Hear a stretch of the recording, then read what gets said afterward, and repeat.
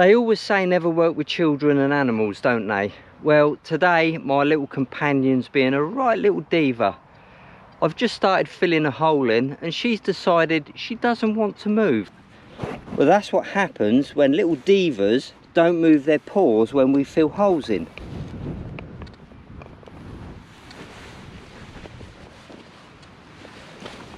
You're going to stay like that all day? She's proven a point, I think. Look at that. She is such a diva today. And you know it.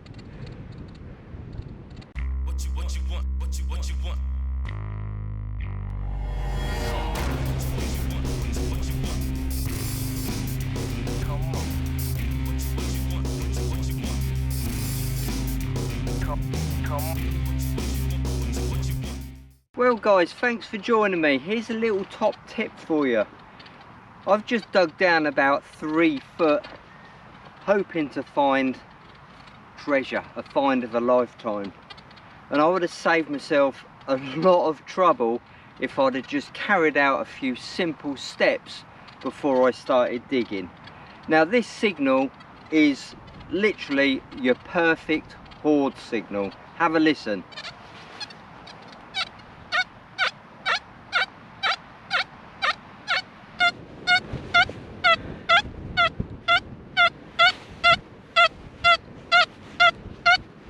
Now it's coming up around 78 on the screen and it's a nice wide soft target.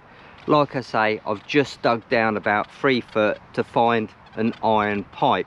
Now as I was walking away I thought, do you know what, why don't I just check the area and see if there's anything else going on.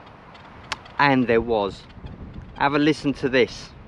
So this is our hoard signal.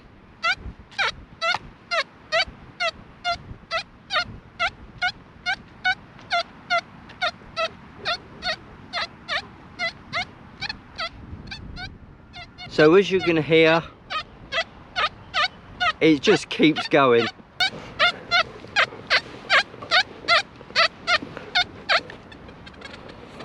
So if I'd have done that before I went down 3 foot for that supposed hoard, I'd have saved myself a lot of trouble.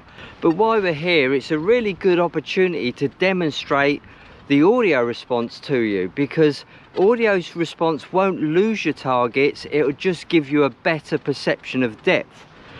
I hear quite a lot that so-and-so's program is deeper than this program, is deeper than that program, and when I actually see the program in the flesh, they've simply turned up the audio response to give the impression of depth, to make the audio more punchy. Let me demonstrate with this hot program. At the moment I'm on audio response 4. Now just out of interest here, look, I'm using a reactivity of 4 and I'm still going 3 foot down on an iron pipe. So reactivity will still give you a lot of depth, so don't be frightened to use it if you need to. Audio response 4, you've just heard what it sounds like. Let's go down to audio response 0 and let you hear it. Ready? Let's do it.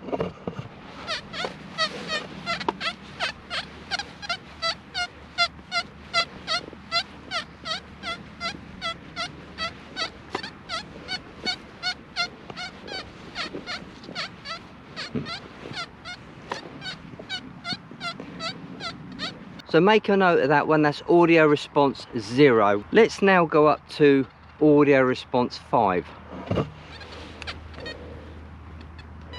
This is going to give us an impression of depth. It's not giving us any more depth at all. Here we go, audio response 5.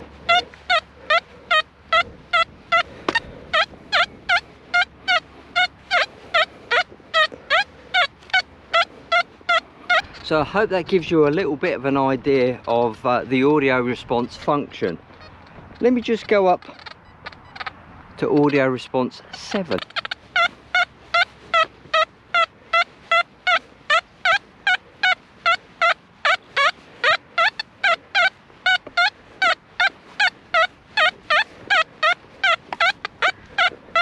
Well, okay, I can hear you saying, well, why don't I run at audio response 5 or 7, the top end, all the time, because it's going to let me hear the deep targets as loud targets.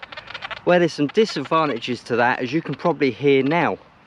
Audio response 7, running a high sensitivity, it's amplifying the EMI. So if I turn this down to 4 or 5,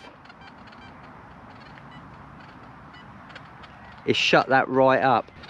So I hope that's given you a little insight into what the audio response does. You can use it to your advantage. You can soften down those ground signals, you can soften down the EMI signals, and you can also use it to better help identify iron. Sure, if you're searching for coins or something in a small area, why not turn it up? It'll certainly give you an audio advantage, but just be aware of the disadvantages before you do that. So a deep program is not necessarily a good deep program for your sites. You might have a lot of chatter going on, you might have a lot of iron in the field. There's so many different scenarios, so just be aware when you're turning up the audio response. Personally, I like to use it around 3 if I've got headphones on, or if I'm on camera, 4 to 5, just so you can hear the signals a little bit better. Well, that's it guys, thanks for watching. That's my short video on audio response and, well, how not to dig a hoard. Catch you soon, bye for now.